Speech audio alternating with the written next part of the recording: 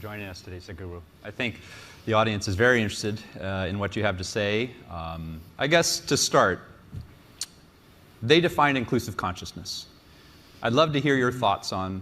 They did not define it. They did not. Okay. Well, I was just going to ask you what's missing. So you can start. With all due respect, they spoke about intent, right intent. They spoke about right kind of thoughts, emotions, attitudes, and to some extent actions. There is no consciousness in this. If we are understanding that the way we think, feel and act is our consciousness, no. It is like we're mistaking a plant, we're mistaking the flower for the soil. We're mistaking expressions for the source. This is something that's happening everywhere, not just here. People think by changing attitudes, their consciousness will change. No. By changing attitudes, certain actions will change. Yes, positive, beneficial, but it is not truly transformative. Change will happen, transformation will not happen. If I have to define a distinction between change and transformation, change means the residue of the past will still remain. A transformation means nothing of the past will remain, which is what is needed today if you want to create a new world, if you want a new generation to have a fresh life. It's been expressed in so many ways. Being in this part of the world, what they're familiar with generally, someone said, leave the dead to the dead, it's very significant. This is not coming out of recklessness, this is not coming out of unconcern, but this is coming with the concern that you must be a fresh life. You can learn many things from the past about how to conduct yourself, but there is nothing to learn from the past about how to be. Because you are a complete life by yourself. You don't have to learn how to be a life from the past. Maybe you have to learn how to be a good engineer. Maybe you have to learn how to be something else in the society from the past, but you don't have to learn how to be a life from the past, because past has nothing to do with this. This is a fresh life and this is a complete life. Consciousness is that dimension which is the very source of who we are. Our intentions, our actions, our thoughts and our attitudes are a consequence of that. Or in other words, we are trying to fix the consequence without fixing the source.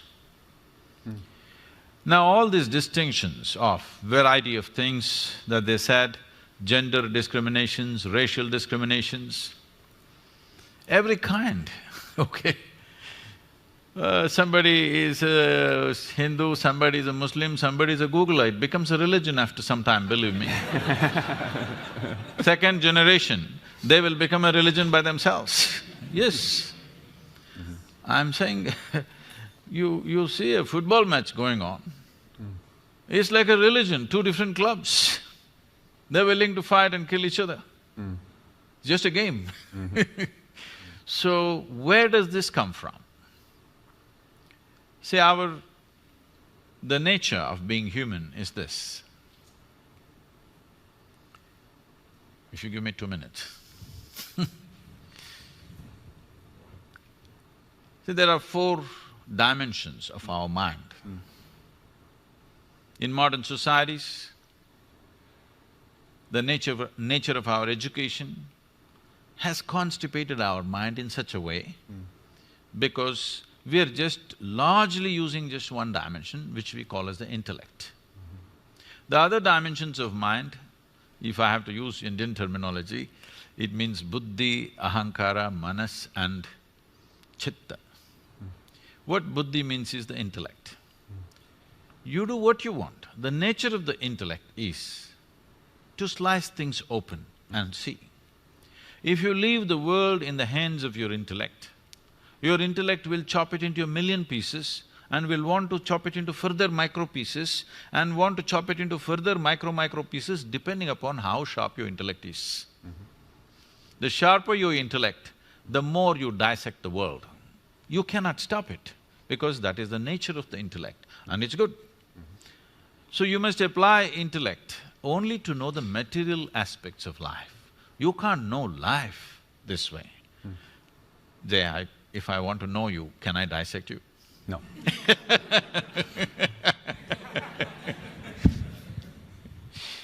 So, but if I want to know, if a doctor wants to know some aspect of you materially, what's wrong with you, he will take a biopsy and in a way, he opens it up and looks at it.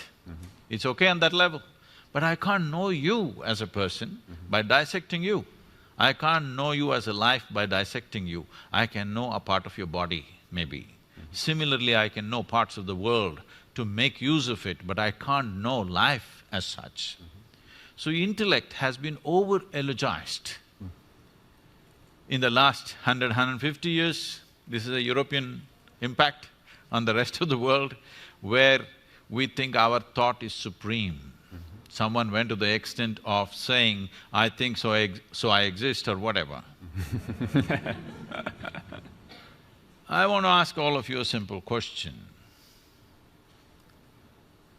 Tell me, is it because we exist we may think? Or is it because we think we exist? Which way is it? Hello?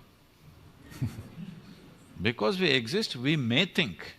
Because people are in such a state of mental diarrhea all the time, non-stop it's going on, they think it's more of an existence than existence. But my head is all the time empty unless I want to think about something. So I know thought is not necessary, I can just live here without the thought. When I want, I will think, otherwise I'll keep quiet. Just like my hand, if I want, I use it, otherwise I keep it here.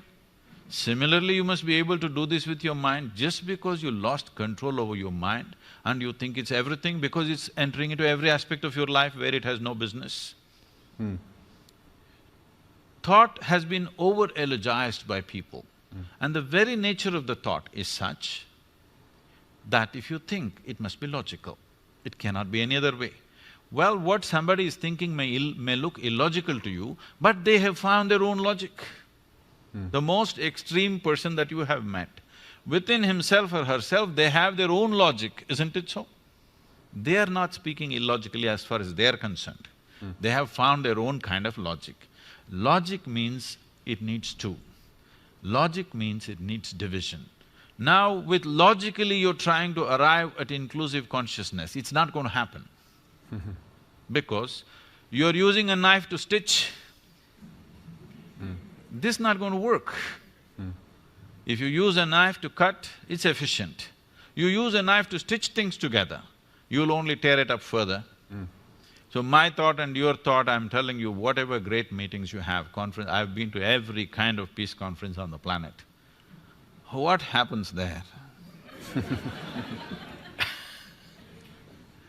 It's just short of war. After some time it heats up, on the second day anyway it's over, they all get drunk in the evening and they go home. If you make them stay there for a week, I'm telling you right there'll be a battle. Yes, it is true. I'm not saying this with any disdain. I made a sincere effort to participate in all these conferences at one time, believing they are going to lead to peace. But 8 years ago I decided I'll never again go to these events because people are professional conference attendees. They're making a living out of it. It's not about peace. So, the next dimension of intelligence is called as ahankara. Ahankara means identity. This is important, that in modern societies, we have not cultured our children to culture their identity. When I say identity, the fundamental identity for you is always your body.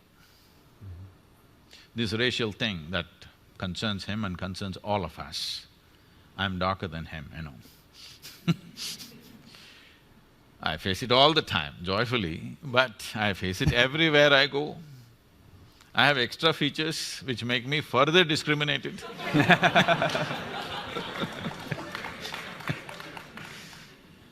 But our first identity is with the body. When we identified with the body, the color of the skin also becomes part of it. Why do we identify with the body? Because our experience is limited to this. If you say me, you mean this, isn't it? Because your experience of life is limited to this, naturally you're identified with this and this is you and this is how you look. Somebody looks so different, whether in gender or because of race or because of maybe just fashion. Who knows what makes them different? But suddenly, this is me, that's you, it's established. But we sit here in this hall, whatever the color of our skin, whatever our religion, whatever our gender, we are inhaling and exhaling the same air. But we have no issue. Body has no problem. But the identity has a problem. You're identified with something. We have not cultured our children right from an early age that your identity should be universal. This is something in India, traditionally, before you start education for a child, there's something called as Vidyarambham, where the first chant that they must do is that my identification with the entire cosmos. Without this, you should not give education to a child, that is the understanding. Because education is seen as an empowerment. You should not empower a person who has limited identifications. Because it doesn't matter whether it's of individual nature or of family or of community or race, religion, nation, it doesn't matter. Once you have limited identity, you will cause disharmony, you will cause cruel things, thinking you're doing the right thing. I know the debate, the source of… the debate always goes to ISIS and things like this. I want you to understand this. These people, looking at their actions, you may be sitting here, I know I'm getting into a minefield. Sitting here, all of us think these are horrible people. But you must understand this, they believe they are doing the greatest thing that a human being can do. They're working for God. There can be no better employer. Not Google, God. Who you've never prayed to. Huh? That's my problem. But I'm saying, you should have seen this, you know, I'm sure you guys can Google anything. You must see, there is a press meet that the Afghan Taliban is